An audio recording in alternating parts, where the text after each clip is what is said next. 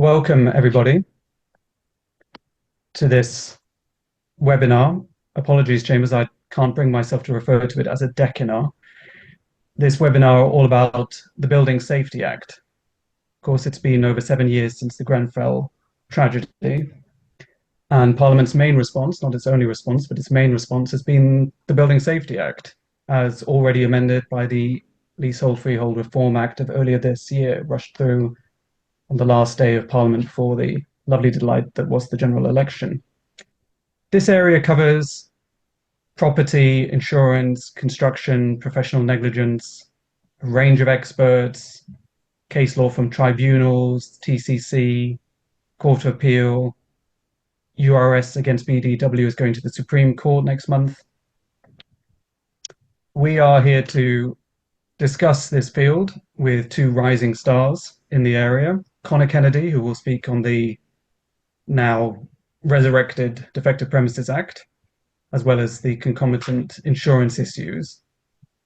If you can get insurance, of course, as a potential defendant, or find a party that's covered by insurance if you're a potential claimant. But first, we have Daniel Searle to tell us more about the key provisions in the BSA itself, how it's currently being treated inside and outside of litigation. Over to you, Daniel. Thanks very much, Saleem. Good afternoon, everyone, and thanks for joining what I hope will be an instructive discussion as to the current litigation landscape we currently find ourselves in respect to the BSA. As you can see on the screen now, I'll be taking remediation orders, remediation contribution orders, and building liability orders. I'll set out what they are, how the courts and tribunals have been interpreting the relevant provisions, and I'll also provide some procedural aspects when bringing or defending these claims. Can we have the next slide, please? So turning first to remediation orders, which are provided for by way of Section 123 of the BSA, which you can see on the screen there. The underlined text is the amended text as a result of the recent amendments. The definition of an RCO is provided for subsection 2, and it's an order by the FTT requiring the landlord to A, remedy the defects, or B, to take specified relevant steps in relation to a relevant defect. Now, this second aspect was introduced by the amendments by way of the Leasehold and Freehold Reform Act, which came into force around 3 weeks ago on the 31st of October. And because this aspect is new, I'll set out what could constitute relevant steps. Section 124A now includes steps to prevent or reduce the likelihood of a fire or collapse of the building, steps to reduce the severity of such an incident, and steps to prevent or reduce harm to people in or around the building. So relevant steps could include better alarm systems, waking watches, or the installation of a sprinkler system. But the key point is that these new steps mitigate the effects of a defect rather than remedy the defect itself. The recent amendments also added subsections 8 and 9 to allow the tribunal to order the production of an expert report in relation to the relevant defects or relevant steps. And one final note on the amendments is that they apply retrospectively, including to pending applications. So for any of you with outstanding applications in the tribunal for an RO, you'll want to give consideration as to whether, obviously, to make an application for permission to amend. And of course, any consideration of an application to amend should be made sooner rather than later. I'll set out the basic tests which need to be satisfied before an RO can be made. Conor, if we can just go back one slide, back to section 123. In respect of who qualifies for this section, we can see subsection 2, remediation order can be made on the application of an interested person. The list of interested persons is set out in subsection 5, the most common of which is probably 5D, being a person with legal or equitable interest in the property, which would obviously include leaseholders. In respect of who would hold the burden to comply with the remediation order, that's the relevant landlord pursuant to subsection 3. Relevant landlord simply means a landlord under the lease of the building or any part of it who is required to repair or maintain anything relating to the defects. And interestingly, under subsection 4, this also includes anyone who's party to the lease and holds maintenance or repair covenants other than the landlord or tenant. So this could include a management company. In terms of what type of building this applies to, that's defined by section 117. If we can turn to the next slide. By way of disclaimer, this is the definition of relevant building that applies to ROs and RCOs. So definitions for relevant building under other sections of the BSA might vary. So the relevant building in this context are those which are at least 11 meters in height or have at least 5 stories. Next slide, please. Relevant defects are defined in section 120, subsection 2, namely a defect as regards the building that A, arises as a result of anything done or not done, or anything used or not used in connection with relevant work being defined in subsection 3, and B, causes a building safety risk. Building safety risk being defined as a risk to safety of people in or about the building arising from A, the spread of fire, or B, the collapse of the building or any part of it. The acts or omissions, if we can call them that, have a limitation period of 30 years before the enactment of the BSA in June 2022. So those are the definitions of what could be referred to as the pre-qualification criteria. I'll now turn to discuss how the tribunal has been interpreting these new provisions. So the first case in which an RO was made was that of Waite and Kidai in August 2023. The application was made by a group of 5 leaseholders who sought an order for the landlord to replace defective cladding.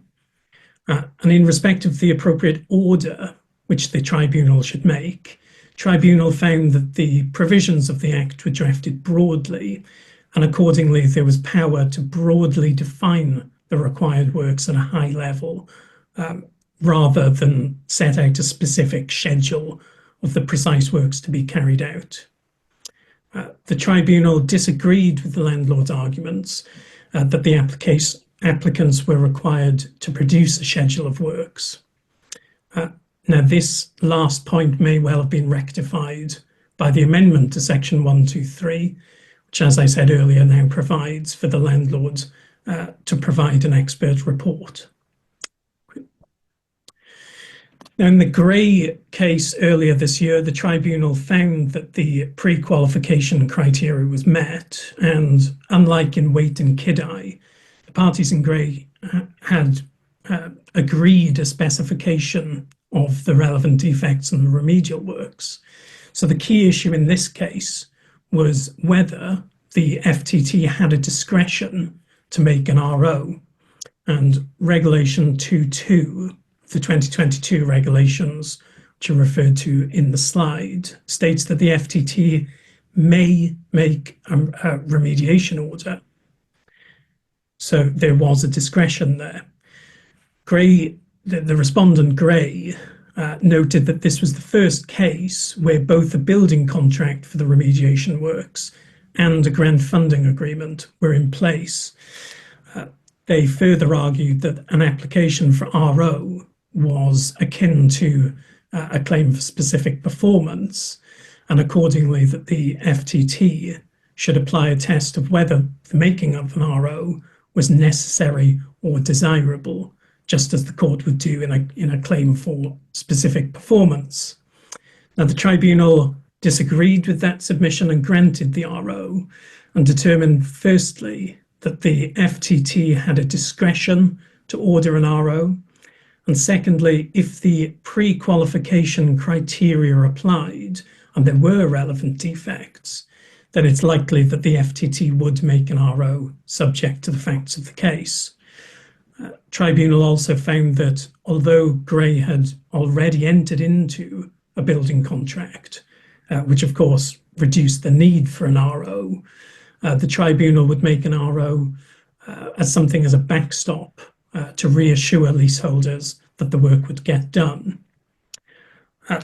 One final note is that, as per Gray, the tribunal retains a broad discretion, and the granting of an RO is not subject to the specific just and equitable test, which does apply to RCOs, which leads us nicely to our next topic, that of remediation contribution orders.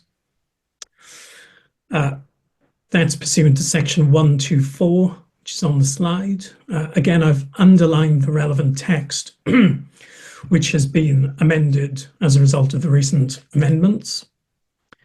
Definition of an RCO is provided for at subsection 2, namely an order requiring a specified body, corporate, partnership to make payments to a specified person for the purpose of meeting costs incurred or to be incurred in remedying or otherwise in connection with relevant defects relating to the relevant building. So in a similar vein to the amendment to the ROs, to section 123, the amendments introduced a broader scope to this section, which now provides at subsection 2 the phrase otherwise in connection with, and introduces a new subsection 2A, which lists the costs that can be incurred in an RO. These costs include in relation to relevant steps, which we discussed earlier in respect of ROs, costs of obtaining an expert report, and importantly, the costs of temporary accommodation in the circumstances defined at subsection 2AC. Now, these costs of temporary accommodation covers temporary accommodation, but it also covers costs resulting from the decant, including removal costs, storage costs, and reasonable travel costs. The amendments apply retrospectively. So again, you should consider any amendment to any RCO pending before the tribunal. Of course, something I should have mentioned earlier is that the longer you leave any application for an amendment, the less likely it is that it will be granted. Subsection 2B, introduced by it provides that the Secretary of State can add or remove costs from the list by regulations. So it's important, obviously, to keep up to date with those regulations. And finally, the addition of subsection 4AA, which is on the next slide. This subsection provides that if the tribunal does not require the making of payments of a specified amount, it may determine that the respondent is liable for the reasonable costs. So the FTT is not required to specify a specific amount in its order, but it could just order that a reasonable amount is to be paid. Could we have the next slide? In terms of who can bring an application, that's set out at subsection 5, which you can see on the screen. The most common, again, depending on your practice area, would probably be 5E, again, being a person with legal or equitable interest in the relevant building. We can have the next slide. In terms of who can be subject to an RCO, that's provided for at subsection 3, including the current landlord under a lease, the person who was such a landlord at the qualifying time being the 14th of February 2022, the developer, And most radically, in respect of piercing the corporate veil, subsection D refers to a person who is associated with a person who falls within one of the three preceding categories. And whether a person is associated can be answered by referring to subsection 121. In terms of the test for making an RCO, once the pre-qualification criteria has been satisfied, tribunal will also need to turn to the test, which is whether the making of an RCO would be just and equitable. So considerations could include the wider public interest in securing the safety of buildings, as well as the interests of the entity to which the RCO is being sought against. So I'll turn to some of the cases that have been coming through the system. First RCO made by the tribunal was the case of Batish and Inspired Sutton. That case having been decided on the 13th of January 2023. Now, in respect of Batish, I don't think it's entirely helpful. And the reason I say that is because none of the parties were actually represented at the final hearing. And the first respondent was in fact debarred from taking part at that hearing. So given that all of the possible arguments had not been ventilated at the hearing, possible that that case is of limited assistance. Batish did confirm that Section 124 was retrospective, but that is made clear now by the amendments to Section 124. I can have the next slide, please. Next case is Triathlon, the judgment of which was handed down January of this year. The case concerned 5 residential buildings in Stratford, originally constructed as part of the Olympic Village. Triathlon is the long leaseholder of all the social and affordable housing in the blocks.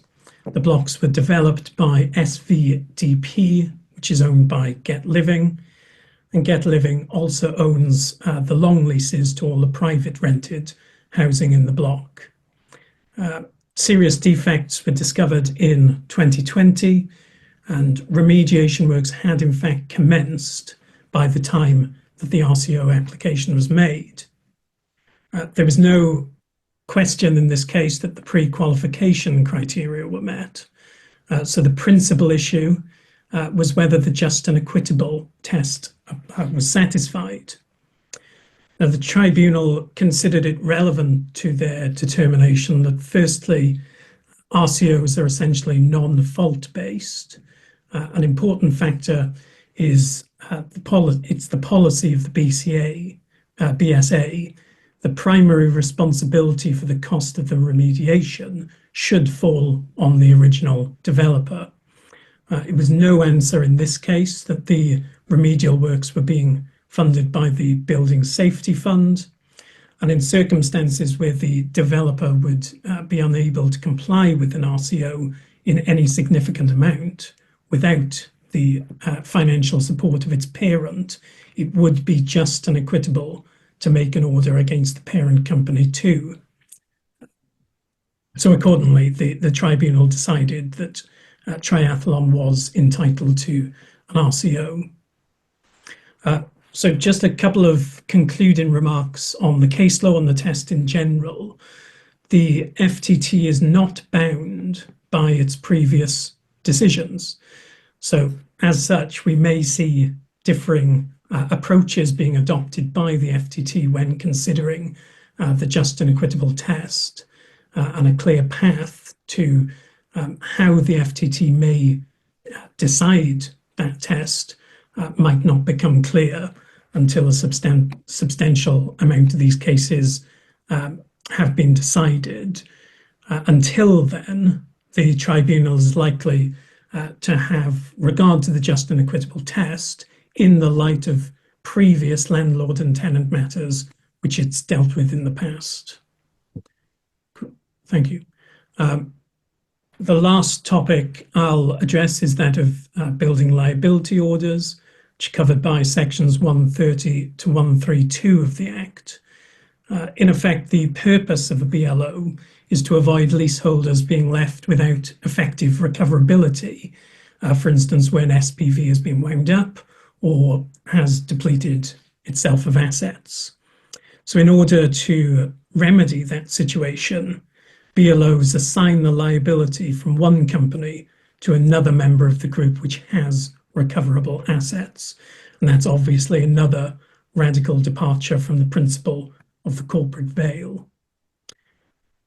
Turning to the tests, a claimant has to show, pursuant to subsection 3, that the liability which arises is a relevant liability, which includes claims made under the Defective Premises Act, Section 38 of the Building Act, when it's brought into force, or in respect of any liability incurred as a result of a building safety risk. In respect of that last element, it seems that the scope of BLOs appears to be incredibly wide. Next slide, please. A body is associated with another if one of them controls the other, so for example, parent companies, or if both are controlled by a third party, for example, sister companies.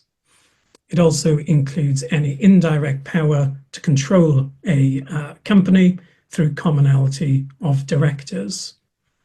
The company must have been associated within the relevant period, which is the time from the commencement of the works and ending on the date on which a BLO is made.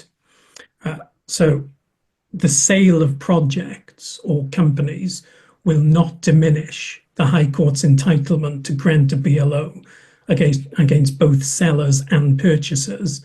And you could have a situation where a BLO is brought against numerous defendants. Next slide, please. In respect of information orders, it won't always be clear on the basis of public records whether a company has associates or not.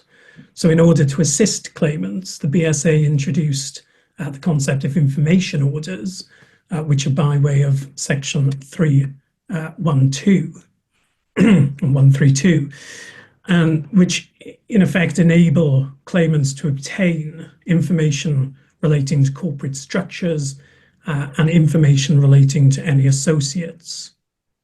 The person entitled to claim from an information order is described in Regulation 12 of the 2022 regulations as any person making or intending to make an application for a BLO. So the use of the word there, intending, indicates that information orders can be applied for prior to an application or claim for a BLO being issued. Next slide, please. Turning back to the test for BLOs, the court can make a BLO if it considers it just and equitable to do so. And this aspect is in reality where the battleground will lie. The BSA doesn't define what is just and equitable, and as of yet, we don't have any guidance from the court. The answer will likely depend on the specific facts of the case. And also, in the debates in the House of Lords on this point, it was suggested that the following factors may be taken into account, namely the nature of the defects, whether a fair trial can take place, and whether the applicant has alternative means of recourse, for example, insurance. Another factor could be the extent of damages sought.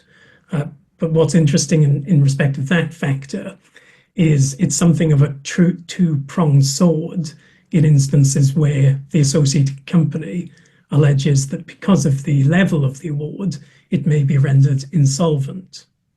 We'll also have to wait and see what the court says about potential defences relying on convention rights will be.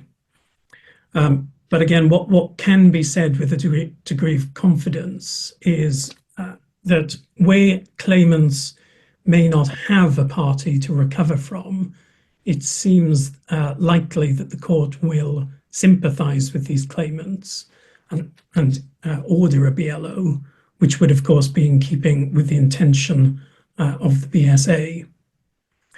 There's a further question as to what weight the TCC will put on decisions of the FTT in respect of RCOs when it considers the just and equitable test, given that the words for the test are the same. I think there will be some assistance to the High Court in being referred to tribunal decisions. However, ultimately, the FTT doesn't bind itself, let alone the High Court. And another point is that the FTT will be deciding these cases with reference to its own experience in landlord and tenant matters, whereas the High Court will have a much wider ambit to their consideration of the just and equitable test. Next slide, please.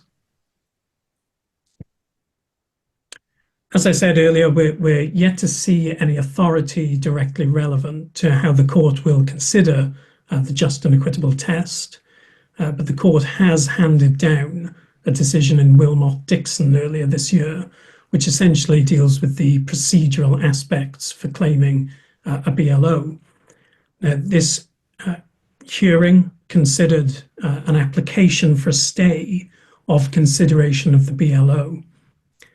In refusing the application for a stay, the court held that, as a general rule, if an application for a BLO is being contemplated, it will be sensible and efficient for the associated company to be party to the main litigation and for both claims to be dealt with at the same time.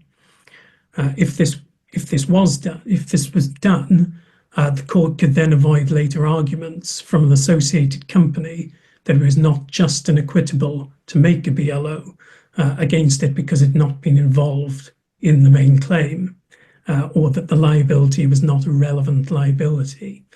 So the point of practice here, it seems, might be that including a BLO defendant in the substantive claim may actually increase the chances of success of a BLO being ordered.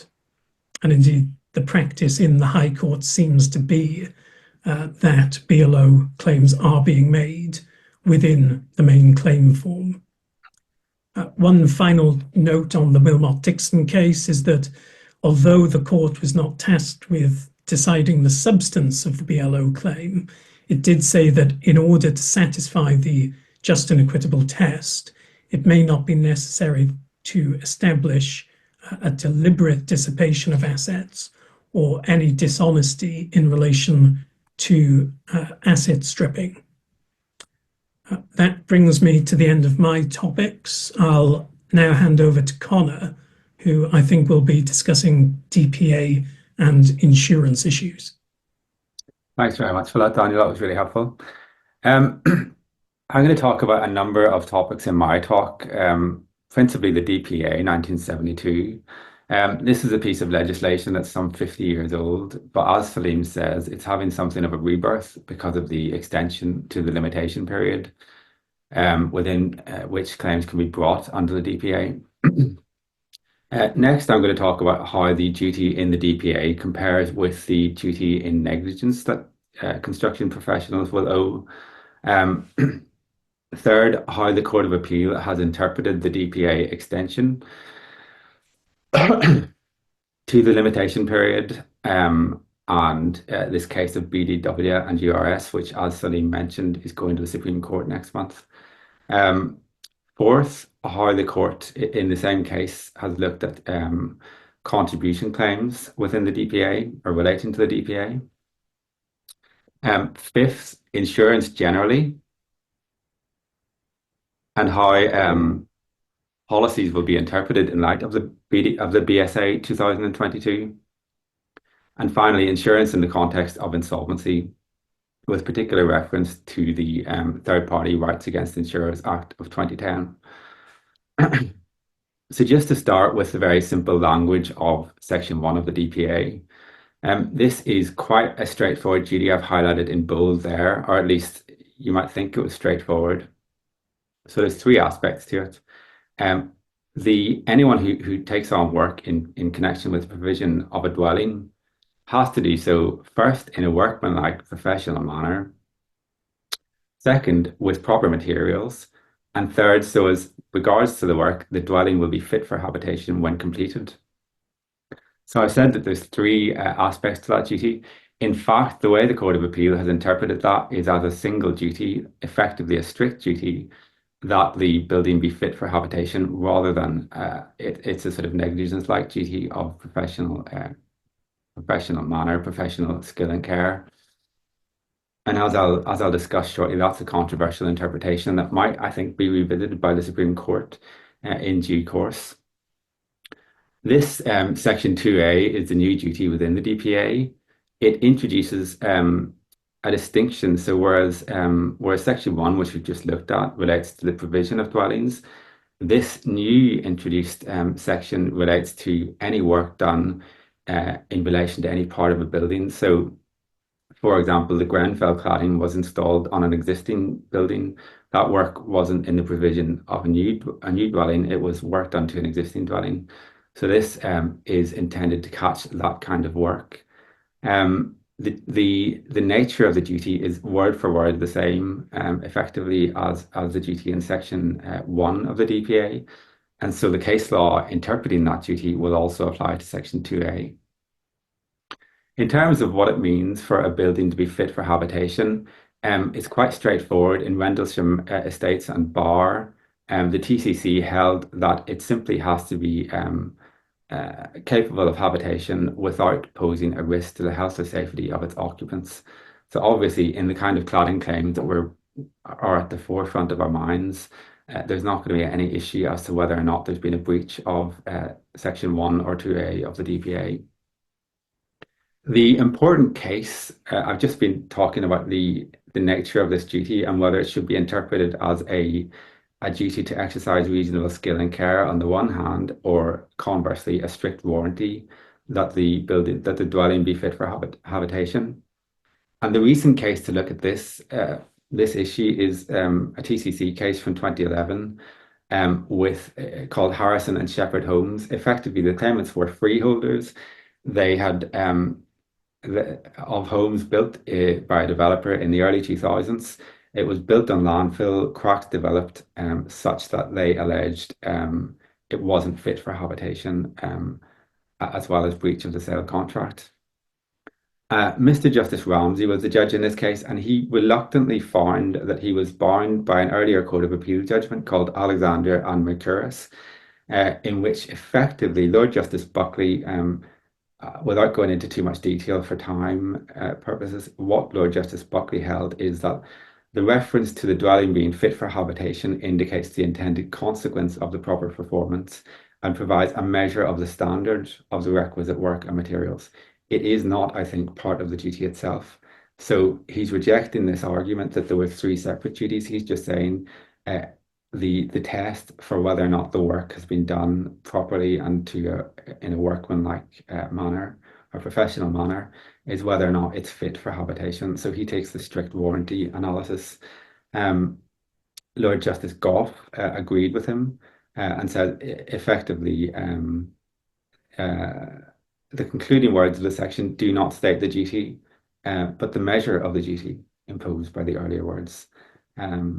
So having reviewed that case of Alexander, Mr. Justice Ramsey reluctantly concluded that he was bound by that decision because, of course, he was sitting as a High Court judge and this is a Court of Appeal authority.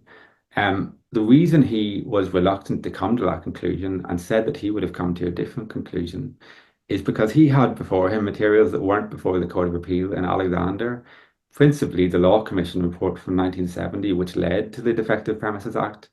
And what that report said expressly in bold at the bottom of this slide is the view normally taken and the implied obligation is generally thought to have threefold application covering A, good workmanship, B, proper materials, and separately C, fitness for habitation, all three of which must be met. And we think that there are good reasons for that view.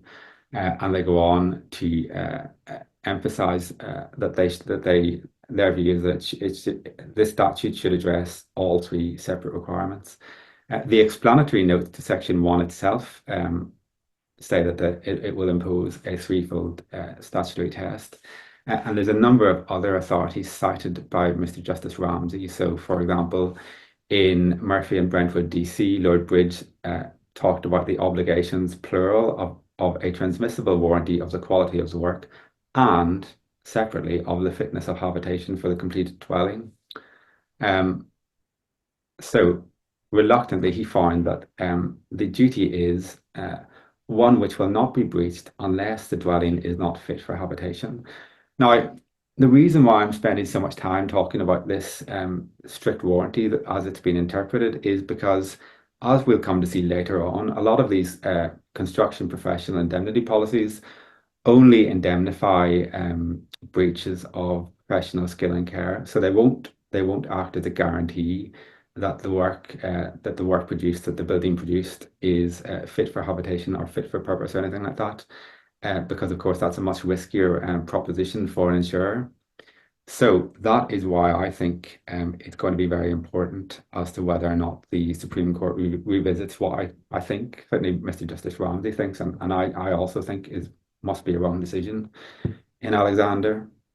And the other issue is insurance aside, there are going to be a lot of claims where there is defective workmanship that doesn't that doesn't render a building or a dwelling unfit for habitation. And of course, if a claimant can establish that this is in fact should in fact be interpreted as a threefold duty, they're going to open up a much wider range of claims. Even though we already have a flood of these DPA claims, that flood could become even greater if and possibly when the Supreme Court revisits this duty and the nature of it. The other point to make about the DPA, obviously there's a new Section 4B to the Limitation Act 1980, so that limitation now runs back 30 years prior to the coming into force of the Act to 1992. Who owes this duty? It's extremely wide. Any person taking on work for or a connection with the provision of dwellings. So that could be architects, it could be engineers, project managers, any kind of construction professional who works on a project. The content of the duty we've just discussed. So how does that compare with the duty in negligence? Well, it will depend on the scope of the work undertaken. So there's a number of different decisions turning on different facts. But generally, I think I can summarize it by saying that where an architect acts reasonably in delegating to a professional, almost like the OLA delegation, it's unlikely that that professional will carry legal responsibility done by the third party expert. Conversely, you've got Morris and Hicks, where Sir William Carter went the other way and said if a building owner entrusts the task of designing a building to an architect, he is entitled to look to that architect to see that the building is properly designed. The architect has no power whatever to delegate his duty to anybody else. And then we have, again, Mr. Justice Ramsey in a different case, Cooperative Group and John Allen Associates, just citing various other cases which put some flesh on the bones, some detail on when it will and when it won't be reasonable to delegate. So one example is where a decision to use specialist concrete was based solely on the representations of a sales representative and a pamphlet which dealt with it in a different context. Obviously, that wasn't reasonable for the construction professional to do.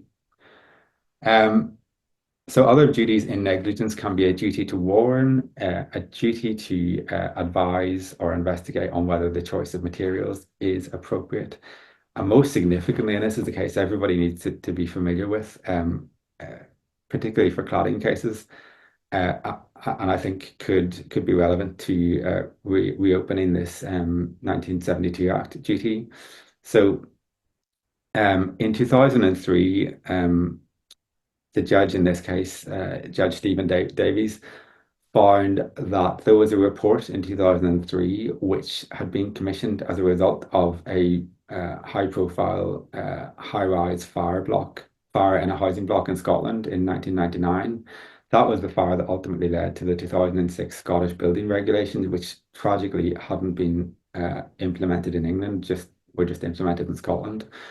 But that was a public, high-profile report, and it highlighted what the authors of the report thought were unacceptable risks involved with the use of cladding in high-rise buildings above 18 meters. Now, it didn't state that it was mandatory to prohibit the use of cladding until regulators intervened, but it did make clear that it would be a decision for individual specifiers on projects whether or not to use such cladding, and it implicitly exhorted them not to use that cladding in high-rise buildings. So, having read that report and found that it would have been known or should have been known to any any construction professional specifier, the judge held that even beyond strict contractual duties, the defendant in this case had breached their obligation to use reasonable skill and care in their design. He said, I'm satisfied that any reasonably competent designer specifier could not have failed to be aware at the time that BRE, this report from 2003, at the date, the most up-to-date and authoritative report on the topic, contained a clear recommendation and advice to avoid specifying this kind of cladding product. So as I say, just going back to this 1972 point, a claim in pure negligence would probably be time barred going back beyond 6 years or beyond slightly longer than that in certain circumstances. But in any case, this if you're dealing with a claim, I mean, in cladding in any case, it's going to be unfit for habitation. But if you're trying to get after an insurer of an insolvent contractor, then suddenly it could become critically important whether or not you can establish that a DPA claim is in fact based on lack of reasonable skill and care.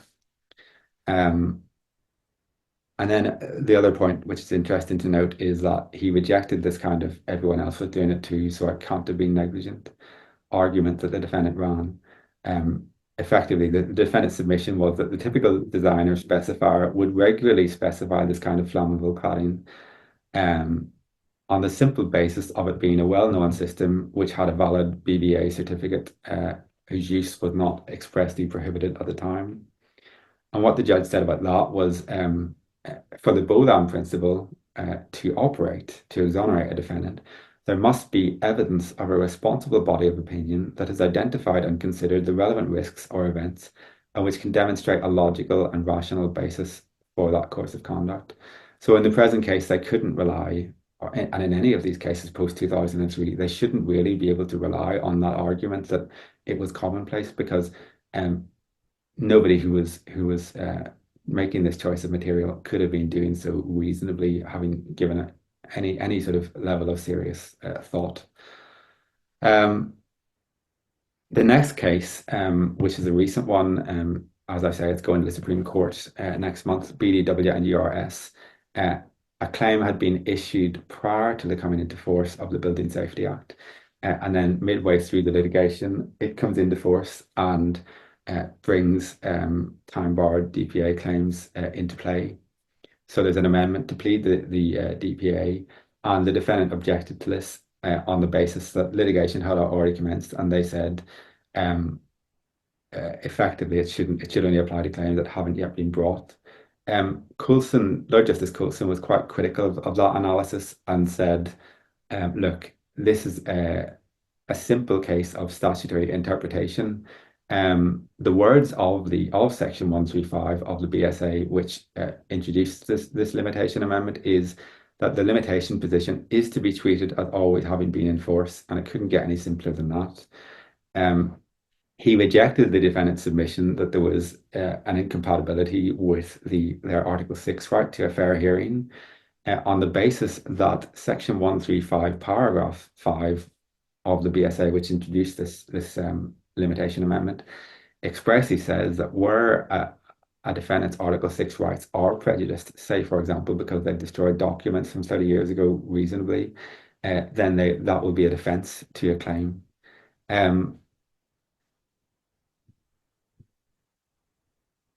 The next point that the court considered in BDW was to whom the duty is owed. So as I say, this is a piece of legislation that's 50 years old, and this is still making new law on this point. So effectively, the claimant in this case was the developer. They'd sold the dwellings on to third parties. On discovery of the cladding issue, they'd come back and uh, began remediation issues. So the defendant in this case said, well, this is a commercial developer. They've got no property interest in the dwellings. They have no standing to sue. Again, applying a simple look at what the words in the statute say and determine what they mean approach, Coulson said, the buildings in question were provided to the order of BDW. Therefore, URS owed a duty to BDW under Section 1, and that's the straightforward nature of the words. He said in relation to this argument that there should be a distinction between commercial providers and residential consumer users of dwellings, such a distinction would be impossible to police in practice. And finally, in respect of contribution claims, of which there are going to be many, or there should be many in this area, the defendant objected to the claimants bringing a contribution claim against them on the basis that they hadn't yet been sued by the owners of the dwellings. Again, the starting point for Coulson was a reading of the ordinary words in the statute.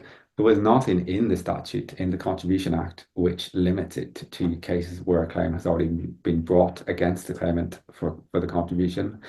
And that was his view as a matter of ordinary statutory interpretation. So the three ingredients are: one, can is B liable? Is the middle party liable or could be found liable? To A, check.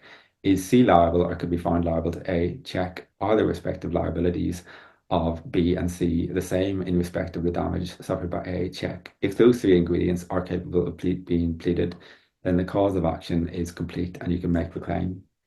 But he also went on to look at wider policy reasons for this position, which was that limitation in this case will start to run as soon as the remedial action is undertaken. They didn't need to wait until there'd been a simple payment of money. And so there was no rational reason why a party in B's position should sit and wait for a formal claim before beginning the remedial works. That would be to reward indolence. So moving on then to insurance considerations. As I said, construction professional indemnity policies are on a claims made basis as opposed to running from the date of the underlying loss or damage. So notification of the claim is key in order to bring it within a policy's coverage within the time of the policy. What is covered? Well, it always depends on the words, on the terms of the individual policy, but generally these policies exclude cover for loss arising from undertakings that a design will be reasonably fit for purpose. So a kind of strict warranty situation, as opposed to produced using reasonable care and skill. So that's why I've been banging on so much about the nature of the duty in the 1972 Act and why it's so important, because a lot of these contractors will be insolvent, and really, in some cases, action will only be viable if you know that there's a pot of money at the end of it that is that you can recover from the insurer. Some insurance clauses did cover civil liability arising out of the professional business of the insured. I think it's rare that you'll find those nowadays. And design and build contractors tend to be subject to those strict warranty requirements. And again, that's not the kind of thing that construction indemnity insurers are keen to cover, at least at sort of commercially viable premiums. So in terms of construction of the policy, the insurance policy, obviously there's the famous words of Lord Bingham in Bank of Credit and Commerce and Ali. To ascertain the intention of the parties, the court reads the terms of the contract as a whole, giving the words used their natural and ordinary meaning in the context of the agreement, the parties' relationship, and all the relevant facts surrounding the transaction so far as known to the parties.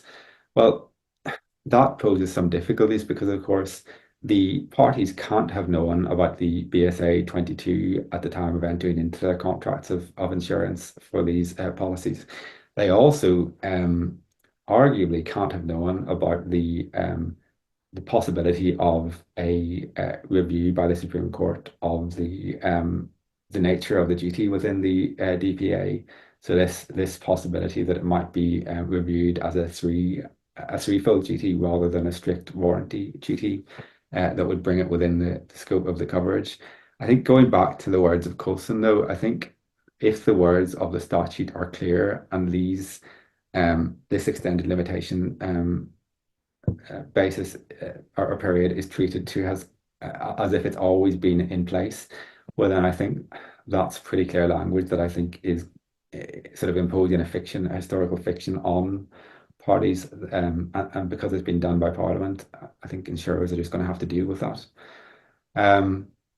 I did look at the Hansard debates. Daniel and I have both been diving into tedious parliamentary reports, but again, lots of predictable insurer bashing. Sir Mike Penning said that the one group of people who took the money right at the start for developers and builders was the insurance companies. The developers could not have built those properties without having the legal protection of insurance. The Minister for Housing was pretty firm in rejecting that, though Stuart Andrew, he said in the House of Commons, actually, the responsibility lies with those who built the cladding defectively in the first place. They're the ones we are chasing. I have to say, this is, you'd only rely on this where the statutory language is unclear, but for the reasons discussed, I think that the statutory language is quite clear. Insolvency considerations. So employers will generally have a clause which protects them from the insolvency of a contractor, and it'll either be a performance bond or insurance. And there'll be a contract administrator who's generally responsible for ensuring that that's in place and that the adequacy, the cover provided is adequate. And then lastly, I think this is my last slide, insolvency considerations. The Third Parties Rights Against Insurers Act 2010 was brought in to address lacunae in the 1930 Act. So it came into force in August 2016, and it applies to any case where either of these events took place.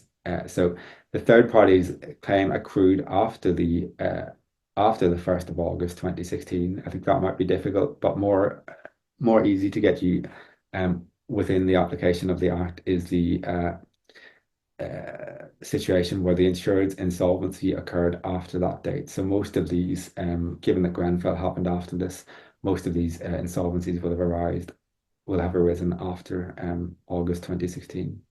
The key changes from the 1930 Act are that it applies to individual voluntary arrangements.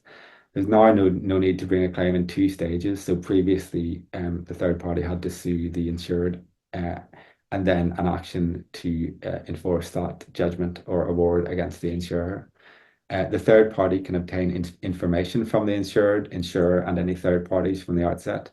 And the court has the express power to grant declaratory relief on both policy coverage, even where there's not yet been any loss established or quantified, and also on liability. So that, for example, if you're a third party, you don't have to issue proceedings to resurrect a struck off company in order to establish and quantify its liability. I think this is my last slide.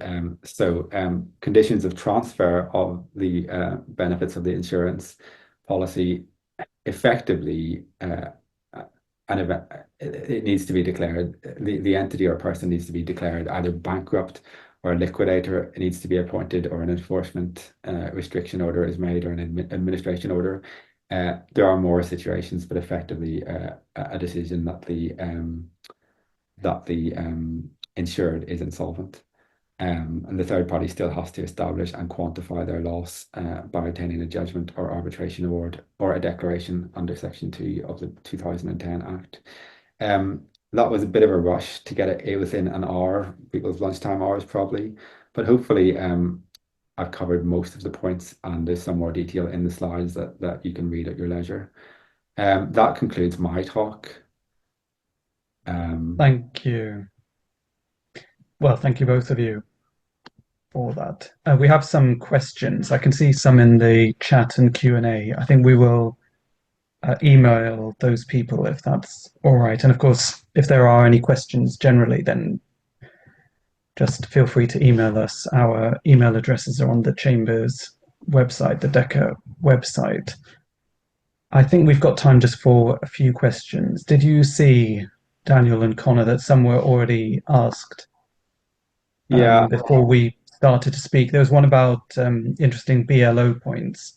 I've got some linked to, and this is echoes what Daniel was saying, Article 1 of Protocol 1, that's being used as a defense in some BLO cases that I have. So it'll be interesting to see a determination on that. As Conor was saying, of course, this issue about whether the DPA has a strict duty, if there's a fire safety breach, for example, fire safety defect, does that mean a strict breach or an automatic breach in effect of Section 1 of the DPA? There were some words, it wasn't the ratio of the decision, but some words were said about that in the case of Venka and Marbank from a few months ago, which suggests that, as Conor was saying, the debate isn't over on that, and there could still be an element of assessing reasonable skill and care in the context of determining liability under the DPA. There was a question about insurance, wasn't there, Conor? yeah. I think someone asked about what insurance policy designers should get. It's something I mean, effectively, it's a commercial decision. Uh, every construction professional indemnity insurance provider is going to be alive to these issues now. They might not have the concerns about the requirement for professional skill and care, but it's always been the case that you'll struggle to find an insurer who's going to indemnify the any kind of strict warranty obligation on a designer. Um, I think probably you're also going to see that there's quite a lot of exclusions for anything related to cladding. I have to say, I don't think most of them address the risk of this possibility of revisiting the 1972 Act duty. So if that is revised by the Supreme Court, as I still think it might be, then I think that could fall within a lot of policies that might give cover to designers. Thank you. I see there's a question from Jeet about which experts to prove defects. In this context, if they're fire safety defects, then Martha and Mullally endorses having a fire engineer opine on that, probably with an architect as well. As for the question about limitation periods for the DPA, I think we'll email you about that, especially Um, slightly different in terms of refurbishments, unless you want to take that now, Conor. no, it's fine. I was just going to say, but there was a question for Daniel as well, wasn't there? Yes. Yeah, so we had a question sent in which asks, other than residential, what are the main impacts on commercial buildings? So I suppose that the first point is that a lot of the coverage has been in respect of residential properties, but that's not to say that all commercial properties won't be affected, and particularly where where the commercial property is part of a mixed use building. In respect of ROs and RCOs, the test, which I set out earlier, is that they apply to relevant buildings, which includes a requirement that there be at least 2 dwellings. So purely commercial buildings would not be affected in that sense, but mixed use property may well be affected by those provisions, and also the provisions of Part 4 of the Act relating to ongoing building management. And there's lots of nuanced arguments that can be made as to whether the commercial property is an independent section, which in turn relies on access points. So there's been government guidance on those points with worked examples, and Of course, I can send that guidance if requested. So hopefully that answers at least part of whether commercial properties would be affected. Thank you, Daniel. We are running out of time. There are other issues, of course, there's so much legislation, secondary legislation to come, and about even issues that don't seem to be directly relevant, how to use the developer's remediation contract, for example, against a developer, involving in government or the local authority in claims as well. So many different interests in properties, and so many different potential remedies and therefore defences. Building safety, of course, remains regularly in the news, and the statistics suggest there's a lot more cladding remediation to be undertaken. There's going to be a lot more litigation. So I can see there's another question from Stephen about insurance cover for a BLO. I think we'll probably have to email you about that if that's okay. Speaking of more litigation, we better get back to the day job. But if you do have any more questions, please do email us. We hope that you enjoyed this webinar, or at least found it very useful. Thank you very much for your time, and a big thank you to Conor and Daniel.